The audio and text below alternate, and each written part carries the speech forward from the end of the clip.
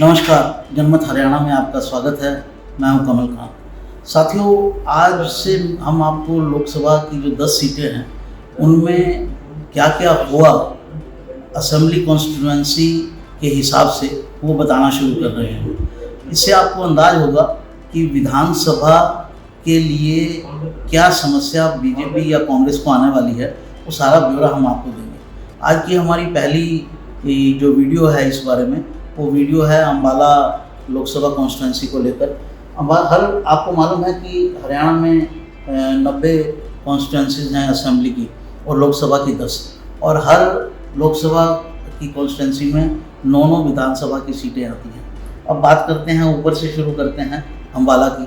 तो अम्बाला में जो 9 विधानसभा आती हैं उनमें है कालका, पंचकूला, नारायणगढ़, अम्बाला कैंट, अम्बाला सिटी, मुलाना, सढौरा, जगाधरी, यमुनानगर। और ये 9 में 2 मंत्री हैं। एक हैं असीम गोयल अम्बाला सिटी से और जगाधरी से हैं कंवर पाल। तो ये जो 2 मंत्री हैं, आखिर इन लोगों में समस्या क्या आती है कि बीजेपी हर बार या ज़्यादातर मंत्रियों की सीटें हार जाती है। 2019 का चुनाव आपको याद होगा, जितने मंत्री थे वो सारे के सारे हार गए, लगभग सारे के सारे हार गए। और उसी वजह से जो है सरकार अपने बूते पर बीजेपी की नहीं बन पाई। अब आपको ये 9 कॉन्स्टिट्यूंसी का हाल देते हैं। इसमें 2 मंत्री हैं, अम्बाला सिटी से असीम गोयल और जगाधरी से कंवर पाल। तो ये दोनों सीटें बीजेपी हार गई असेंबली, इन असेंबलीज में दोनों सीटें हार गई। जबकि जहाँ का मंत्री होना चाहिए वो मंत्री जो है उसकी सीट तो पक्की जीती जानी चाहिए, नहीं तो फिर वो मंत्री का हैगा। इसका मतलब वो जनता की नहीं सुन रहा है, अपने यहाँ उस एटीट्यूड में रहता है, अपने यहाँ लोगों की नहीं सुनता है, लोगों के काम नहीं करवाता है। अगर यही सब होगा तो फिर मंत्री बनाने का लाभ क्या? आगे का तो आपका कोई फ्यूचर है नहीं, पीछे आप चाहे मंत्री बन गए हो। अब अम्बाला सिटी से बीजेपी को मिले हैं 73,099 वोट और वरुण मौलाना को मिले 78,798 वोट, यानी लगभग 5-5.5 हज़ार वोट से रेणु बालाजी जो हैं, जो माफ़ कीजिएगा बंतो कटारिया जी जो हैं, वो पीछे रह गई। अगर मंत्री ही अपनी सीट से नहीं जितवा सकता है तो फिर ऐसा मंत्री होने का लाभ क्या है?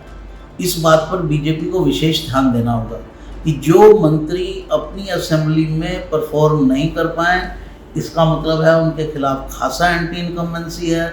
अब वो मंत्री हैं तो आपको टिकट आप नॉर्मली दे ही देते हैं, लेकिन इंडिकेशन साफ दिख रहे हैं कि वो हारने की स्थिति में है। इसी तरह दूसरी सीट पर जाएं जगाधरी, वहाँ कंवर पाल जी मंत्री हैं। कंवर पाल जी इतने पुराने मंत्री हैं, लेकिन अपनी सीट से वो बड़े अच्छे मार्जिन से हारे हैं। ये तगमा मिल जाना चाहिए उनको 74,989 वोट मिले हैं और मौलाना को 90,435 वोट मिले हैं। लगभग 15,000 से अधिक वोटों से वो हारे हैं। और बाकी सीटों का हाल भी आपको बता दें, कालका से, पंचकूला से, अम्बाला कैंट से और यमुनानगर से, इन 4 सीटों से बीजेपी जीती है 9 में से और 5 सीटों से हारी है। अब देखिए, आपने विज साहब को बाहर निकाल दिया, लेकिन उनकी कॉन्स्टिट्यूएंसी पर उनका दबदबा बना हुआ है। वो अपनी कॉन्स्टिट्यूएंसी हर बार निकाल ही लेते हैं। ये होता है पब्लिक से संपर्क।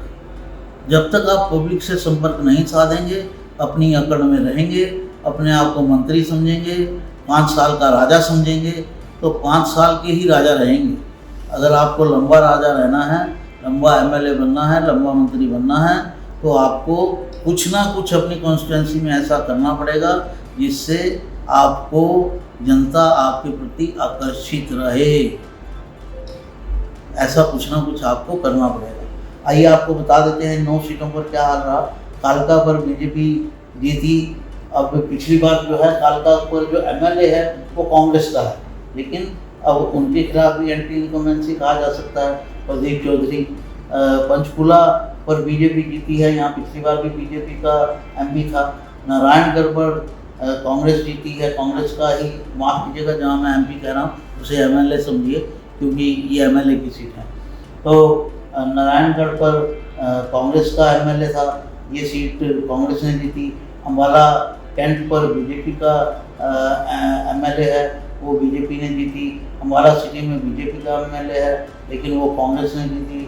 मुरैना पर वरुण चौधरी खुद ही वहाँ के एमएलए हैं, तो उन्हीं ने अपनी सीट पर अच्छी बढ़त बनाई। सडोरा में बीजेपी ने अच्छी बढ़त बनाई, वहाँ पर भी कांग्रेस का ही एमएलए रेणुबाला हैं, ये भी एक रिजर्व सीट है।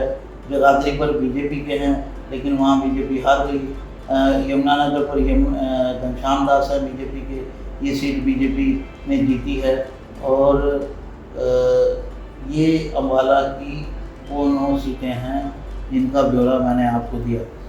यानी इस सीट के ऊपर, लोकसभा की सीट के ऊपर 5 असेंबली में कांग्रेस आगे रही और 4 पद बीजेपी में। इन सबको मैं इसलिए आपको रिमाइंड करवा रहा हूँ, कोई हिस्ट्री नहीं बता रहा हूँ, कि आगे के विधानसभा में इनका क्या असर होने वाला है। तो कायदे से यहाँ पर बीजेपी को अपने 2 कैंडिडेट तो कम से कम बदलने चाहिए, अम्बाला सिटी से असीम गोयल को और जगाधरी से कंवर पाल को। इस एपिसोड में इतना ही। नमस्कार, फिर मिलते हैं। हरियाणा की हर राजनीतिक खबर के विश्लेषण के लिए हमारे चैनल जनमत हरियाणा को लाइक, शेयर और सब्सक्राइब करना ना भूलें। साथ ही बेल आइकन को भी प्रेस कर लें ताकि हर वीडियो की अपडेट आप तक पहुंचती रहे।